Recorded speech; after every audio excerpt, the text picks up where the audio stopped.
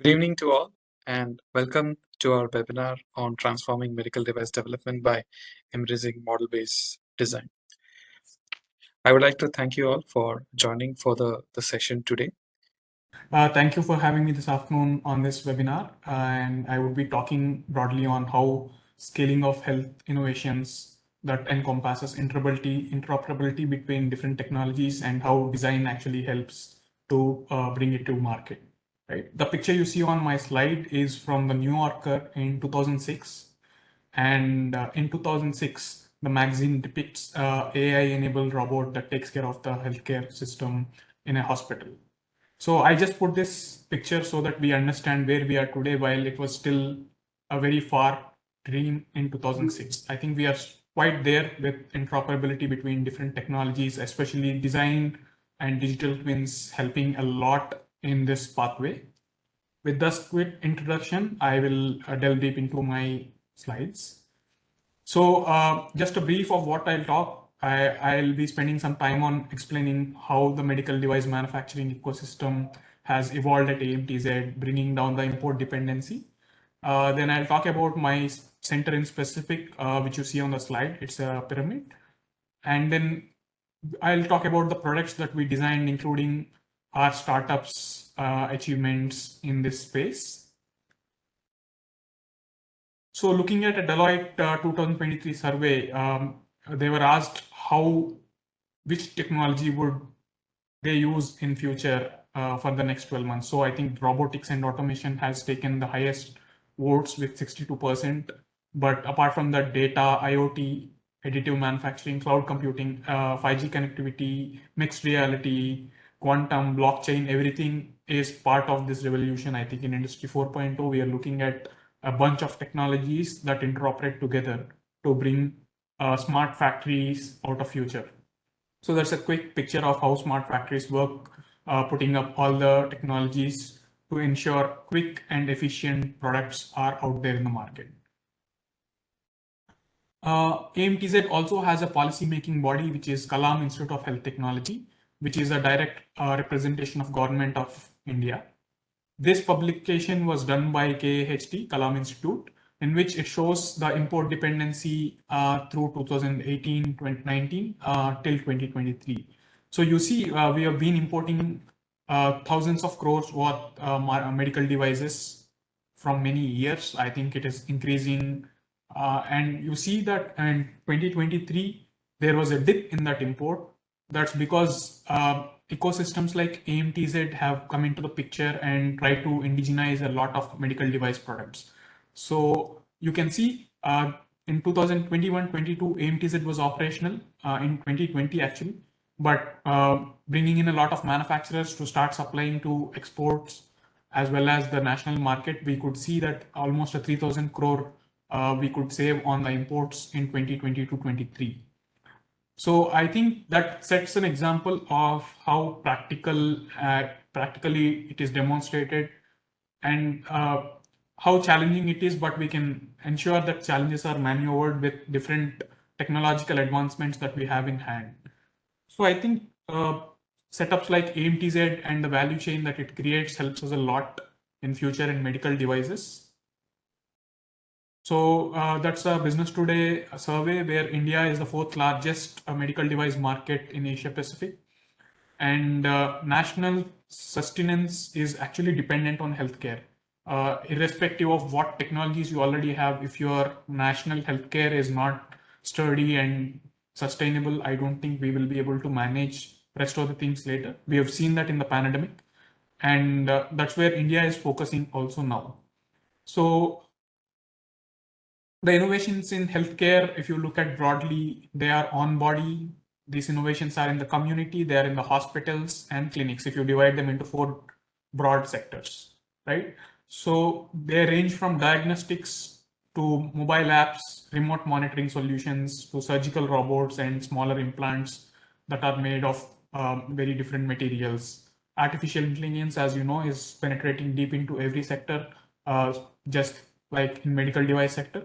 So the main perspective of bringing all these innovations is not just the market capture, but also we have to make sure that it is accessible and affordable.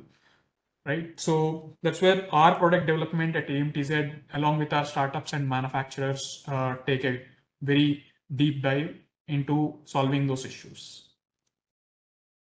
This is a quick slide on how startups have grown through 2022 and 23.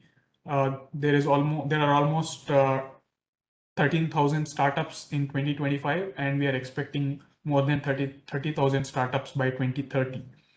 So right from vaccines to biofuels to medical devices, I think there is a lot of scope for efficiency and interoperability between different medical devices and biotechnology products.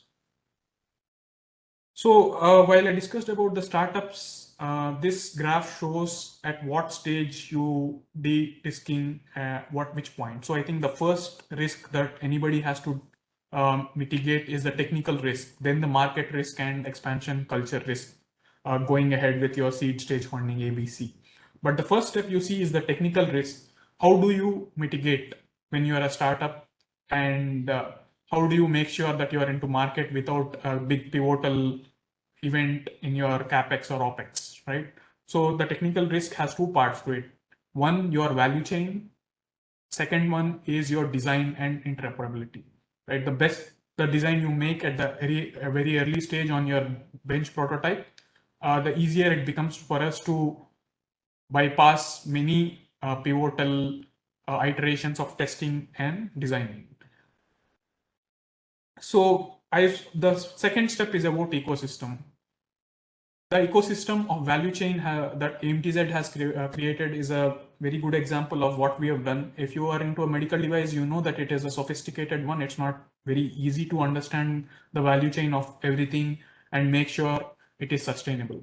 So what AMTZ done for the startups or the large scale manufacturers is to set up this ecosystem in a very converged fashion, right from touching on policy making to metal tooling, then EMI/MC testing, biomaterial characterization, animal research lab, whether you talk about sensors and electronics, lasers, oxygen generation, sterilization, medical textiles, take anything.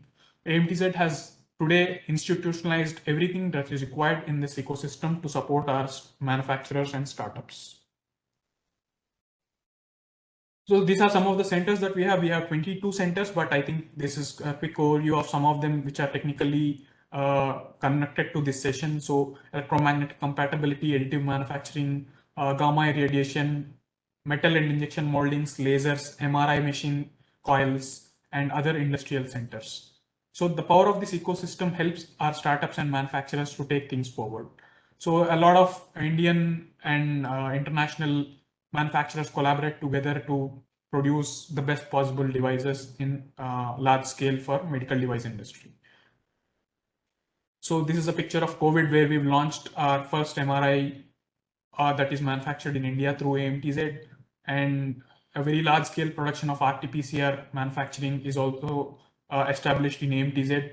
The whole national requirement was addressed from single campus during COVID. Right. So these are different ventilators that we have supplied in pandemic response. And one incident I would like to recognize. So I am a nodal officer from AMTZ, and the manufacturer says when these ventilators were supplied into the remotest part of the country, so many people didn't know how to operate a ventilator, and the doctor himself got infected with COVID, and he is not able to operate this ventilator. Right. So what we did is we did a simple design and saw how to use it and give it simple instructions to the clinic operator, if not doctor. So when a child was about to lose his complete oxygen and other vitals, I think the design that we have created through simulation, etc., is what I think helped them. And the mother of the child later calls up the manufacturing unit to talk to the managing director and says, "You have saved my child with one beautiful product that you have supplied. We don't know about this device earlier, but now we know it." So at the remotest part of the place in a village, if somebody is able to understand the impact that a product is able to create, I think we have done a great job in the design that we have created during pandemic. And I will remember that event forever. Right. So that's about AMTZ, and now boiling down into my center, which is established under National Strategy for Additive Manufacturing. We have established 5 different centers that deals with different materials and metals and assembly of the components together. So polyethylene, polymers, metals is what I greatly deal with. And industry engagement is my primary focus. I bring in public and private companies together, mentor startups, do a lot of contract research and development projects, and skill a lot of people in this area. Right. So I start with a nanoparticle or the material analysis at a very scratch level using our biomaterial labs. We trail them in animal research center that we have, which is approved by ICMR, and then design our products which uses this raw material. So we deal with end-to-end value chain of any product that we design in this center. We also have accelerators which take care of the startups in biotech and medtech space. A lot of funding channelization that happens through our campus. These are different areas which my center particularly works on: cardiovascular products, radiology, pulmonary devices, materials, and stem cell research. So this is the Advanced Assembly Center. These are quick pictures of what we do. We deal with a lot of polyethylene that goes into implant manufacturing, and we deal with all these materials that are in metal section: titanium to nitinol, cobalt, chromium, and tantalum to platinum. We deal with all of them in this center. These are specific dental implants that we have been dealing with, prosthodontics as well as orthodontics. We deal with resins, acrylics, zirconia, PEEK, and titanium, everything in our 3D printers. We have worked on a lot of numerical modeling of dental implants, which is undergoing clinical trial right now. But in dental space, I think we have done a very good job. Our startups have done a great job in terms of model-based design and simulations. This is a metal injection center where we deal with smaller parts of metal. We deal with bioprinting center. Bioprinting plays a very, very important role 10 years from now. We've already been dealing with bioprinting of ears, cornea, and working on heart vessels right now. That requires a lot of anatomical analysis, where model-based design is helping us a lot. Some of our startups have done very robust bionic arms with 16 patterns and custom grips. A very good achievement of our startups through design and integration. I also have a center which deals with ultra-fast lasers, and we are building a zirconium production plant, which is not there in India, which is a lot of material science and requires a lot of material analysis to simulations. We have a AR/VR lab, and we have multiple startups that are part of it. Even during COVID, we have collaborated with many AR/VR startups through US and delivered a lot of training through AR/VR for our remote maintenance through those startups. And we are aiming at a lot more encapsulation of AR/VR into biomedical industry. So we have also a simulation and training center by one of our startups where we train through model-based design. The image you see on the left side of the slide is a mannequin that is 3D printed, and it's a simulation center that we developed and that deals with a lot of design. Right. These are theoretical steps which I think my next speaker would be talking about. We are talking about a lot of personalized patient care, predictive maintenance, enhanced diagnostics, and remote monitoring through model-based design. Right. We have a lot of challenges, of course, with any new technologies that coming in. Integration has been our standard challenge, data management, cybersecurity. When it comes to medical devices, regulatory compliance plays a very strict and stringent rule. So since we are also part of International Accreditation Forum, also a BIS Secretariat for Medical Device Standards Development, we understand deep while we start our design itself. So we all mentor our startups right at the design stage with regulatory inputs so that the design is well developed. Right? These are images from some of our startups where they're working with ICU hospital beds, simulating them. Software as a digital brain, I think it's enabling their performance better. Mannequins, fetal therapy, etc. is their future concentration, I think, in AR/VR. And this is one of the cath lab modeling that we've done in virtual reality lab that we had. So it's a cath lab that is used for training a lot of people. We also have an Indian Biomedical Skill Consortium where we train thousands of people through this AR/VR simulations and model development for AR/VR applications. So this is a cath lab where a person is being trained on which step to go forward next and what are the instruments you have, how can you make it easier for the surgeons to understand the operation process.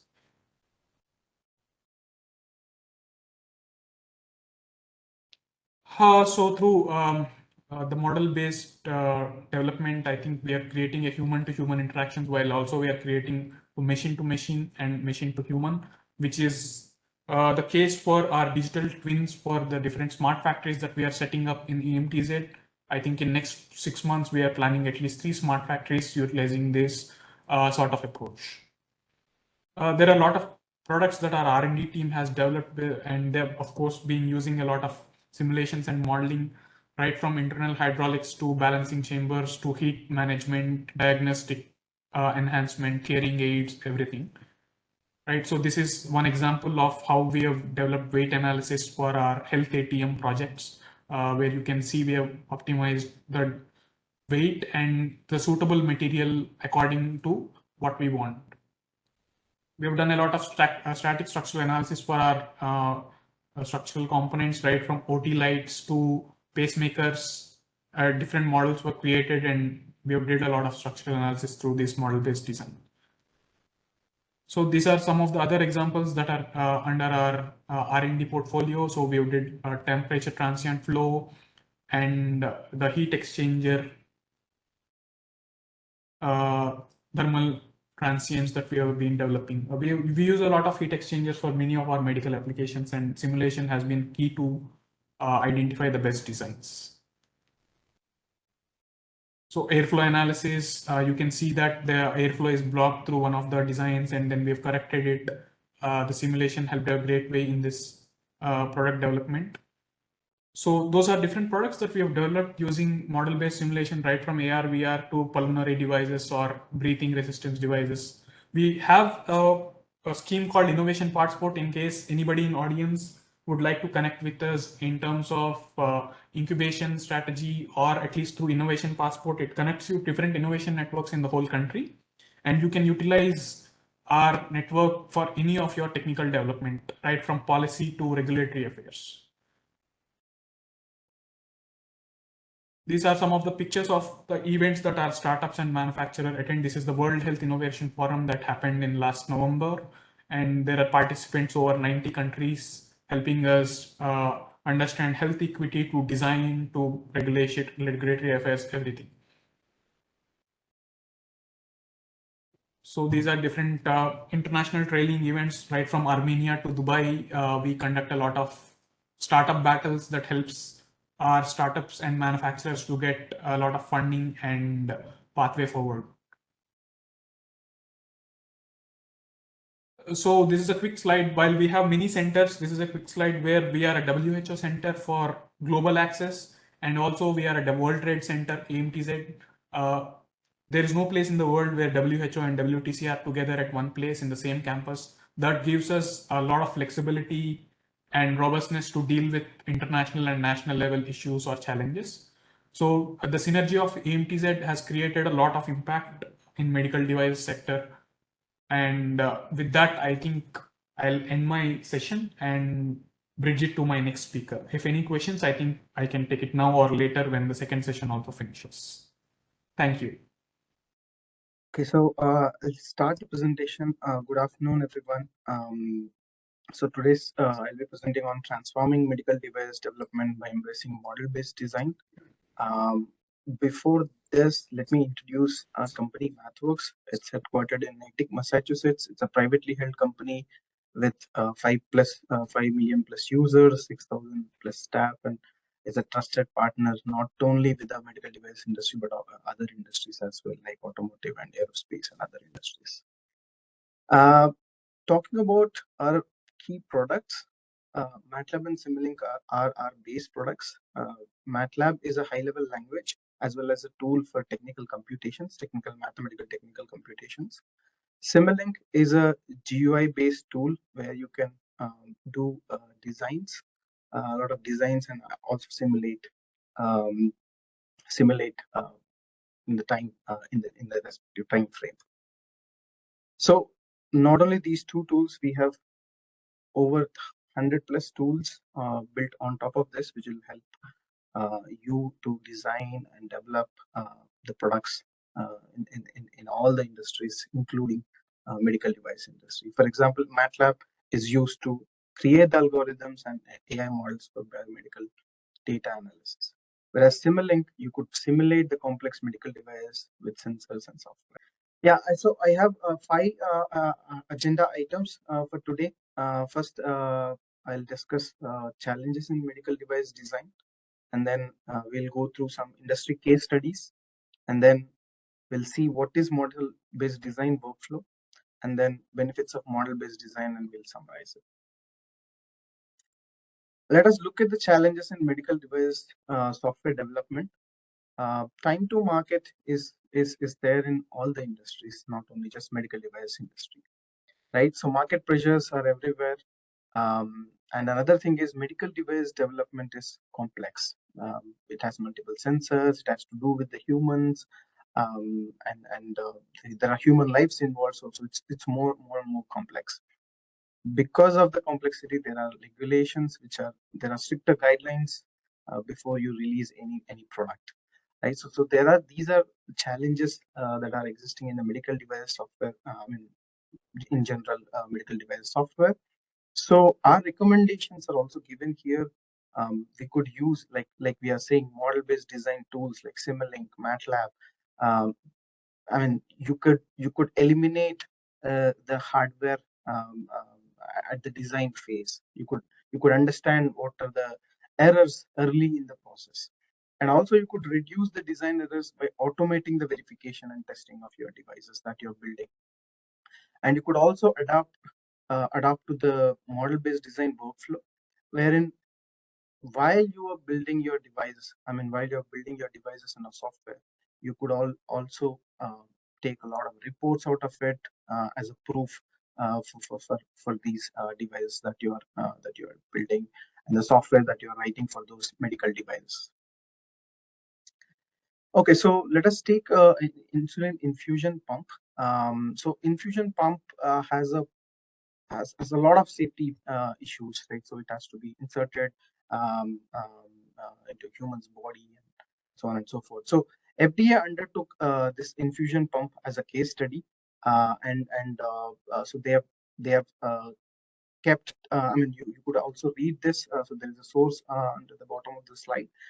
So this research was done by FDA, and they suggested that model-based design as a proposed solution to mitigate some of these persistent problems in designing the infusion pump. And also FDA CDRH, Center for Devices and Radiological Health, and MathWorks signed an agreement to do a research on model-based design for medical devices. So basically, this concentrates on how we can do the static verification procedures, how we could eliminate the presence of errors, bugs, and also how could we prove that the devices that we're building are error free.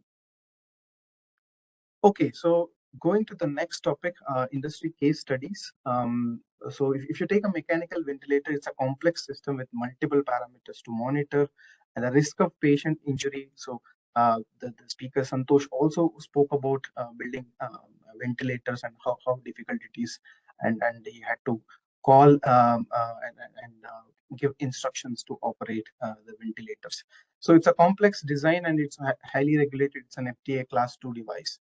The solution, how do we quickly build, design and build these ventilators, right? So the solution is, first we could design a closed loop control algorithm and do multiple simulations to see where we could go wrong, or we could also see the presence of errors in the control system, right? And then we could perform a system level verification.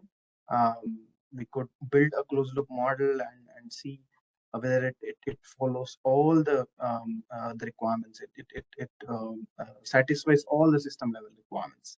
And then we could take a lot of reports out of the tools to prove the absence of errors. and to conform to the IEC 62304 certification, right? So if you see the positive pressure ventilator that has been developed in Simulink with a Simscape tool. So there's a patient model, there is a respiratory mask, and there are walls and controller we have designed, and you have integrated all these different components, and you could there is a run button to simulate all this, and patients. So it is like digitally um, you are representing a patient and a mask and a walls, and how do you control all this to see, and if you have these kind of things before you go for the prototype or the physical ventilator, you could eliminate a lot of issues at your desktop level itself.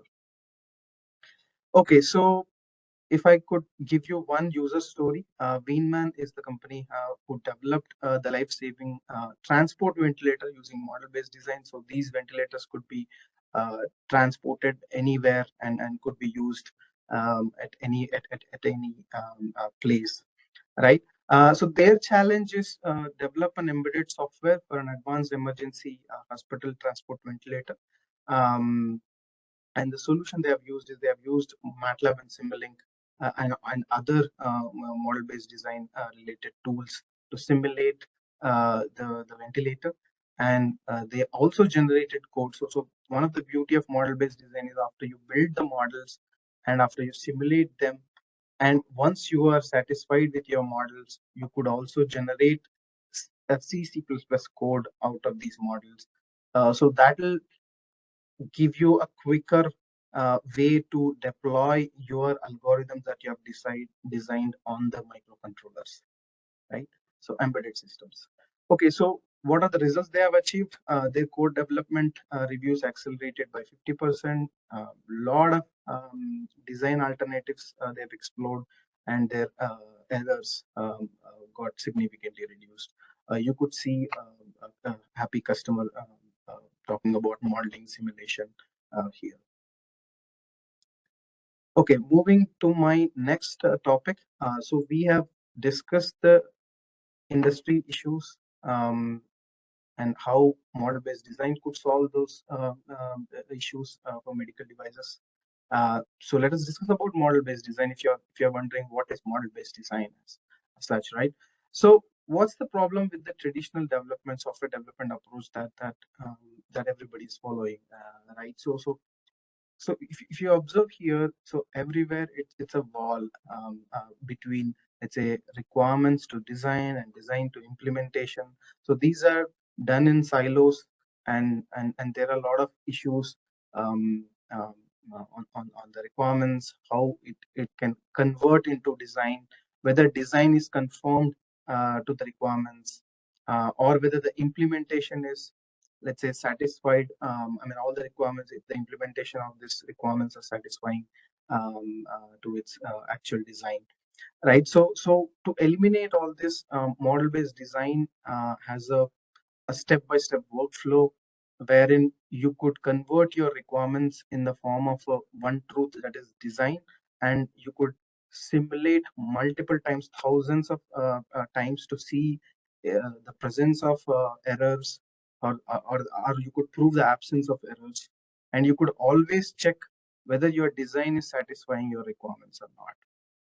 And then once you satisfy with your designs, you could generate code from that design itself instead of writing the your C code from the requirements. What you're doing here is you are eliminating all the human errors that a human can commit while writing the code for that embedded device, right? So you could deploy it onto any device, whether it's a CPU, FPGA, GPU, any device.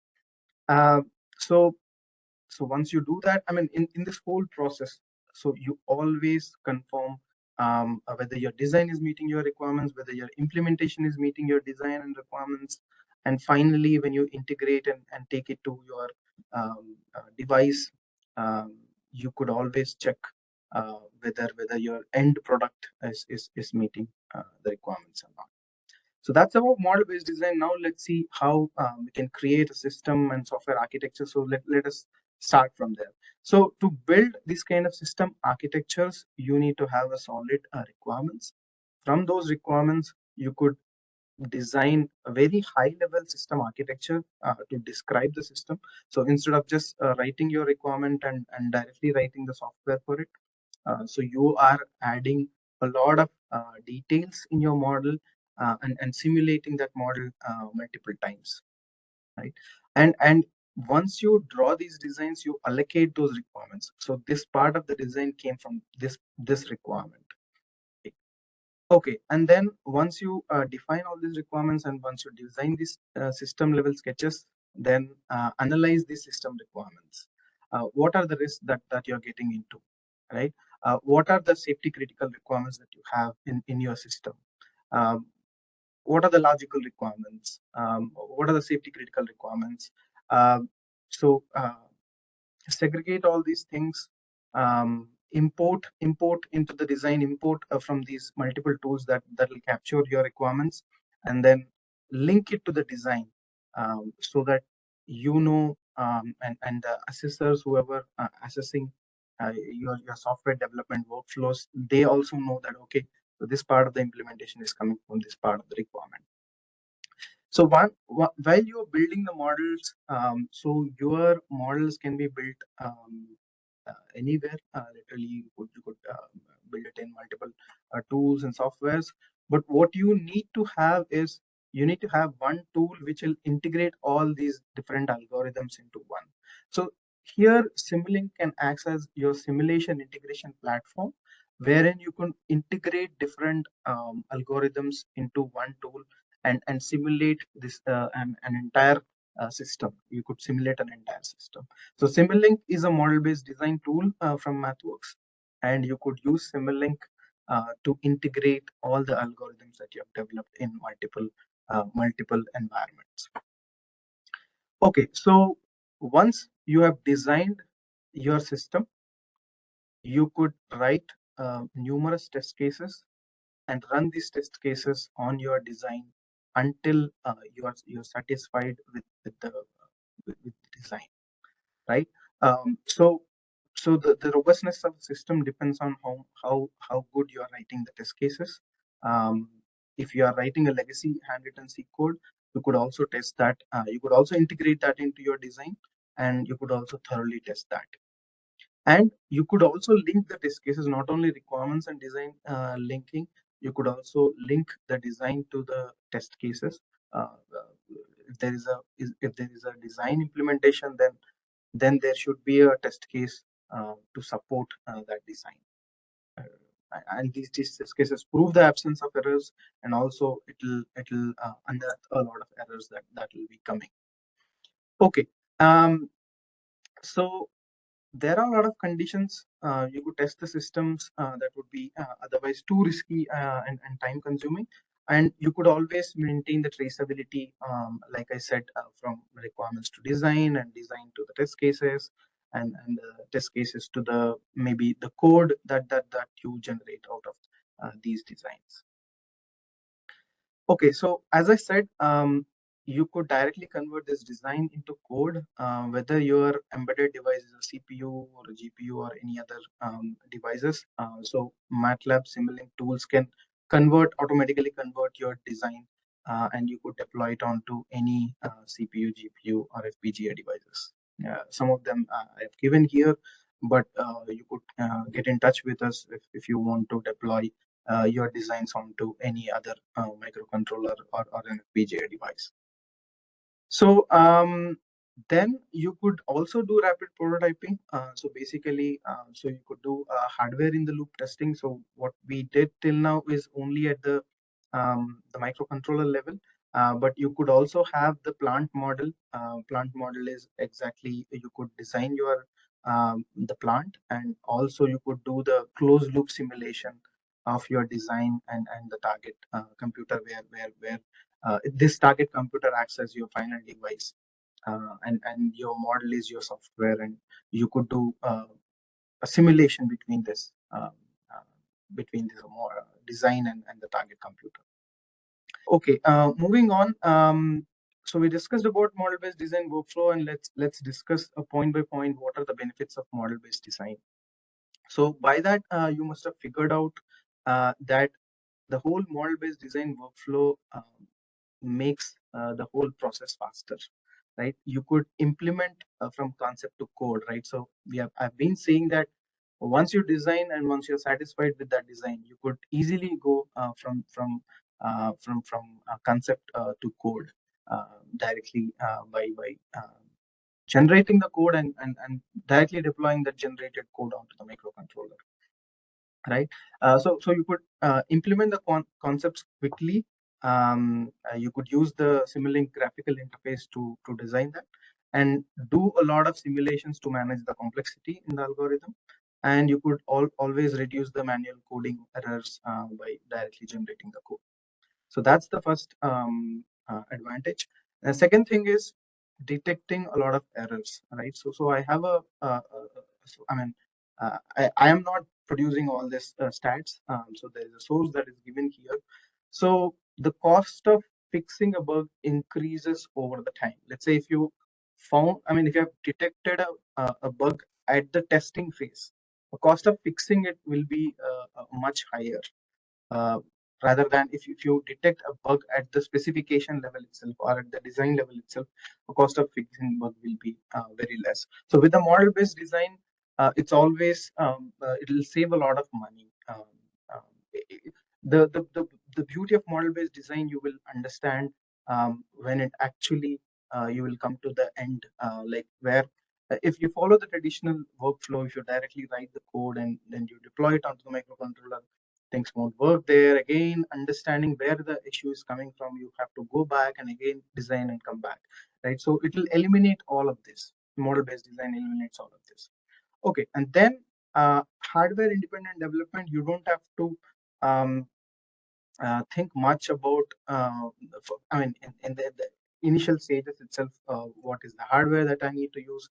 First you implement the design, and then see, okay, so this is a complex software, and this should be I need to use FPGA, or do I need to use CPU. You could decide while doing the development, right? And also you could optimize a lot of code by reducing a lot of global variables and all these things. So tool gives you all these things so that you could also conform to a lot of standards, like there are C code standards, and you could always adhere to all these guidelines that are there in the market. Okay, and most important thing is, once you build the product, all the medical devices has to go through this regulation standards, FDA, IEC certification, it has to go through. So why don't we take care of these things while we building the designs itself, right?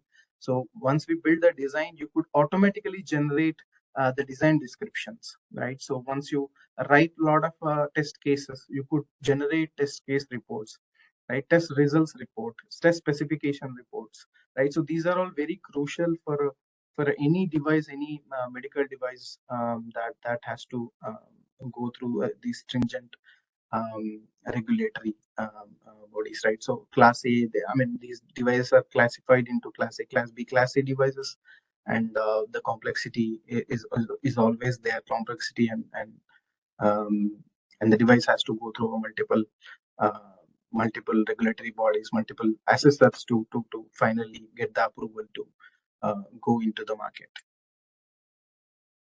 And the last, but not least, advantage of model-based design is the whole workflow is integrated. Like I said, requirements. These requirements you could import it into the Simulink, and you could always link this requirements to your design in Simulink, right? And from Simulink, you could generate a lot of reports, like I said, and then generate the code, right? So all these, there is a digital thread, and the whole VNV is verification validation workflow is linked, right? So managing the requirements, test cases, runtime errors, you could detect the runtime errors. So all these things you could manage it in one single tool chain, right? And so there are TUB SUD certification for tool qualification. With if you are in a doubt that okay, so whether this tool should not introduce any bugs, right? So thoroughly, I mean, all these MathWorks tools are tested by TUB SUD, and they give a certification that you could use these tools for developing for the device development. Okay, to summarize, key takeaways: faster implementation from system design, from concept to code, and early testing to detect the bugs, and then hardware independent development with rapid prototyping. You could always test your devices thoroughly, and far most important thing, compliance with all the regulations, IC and FDR regulations, and full integration of the verification and validation.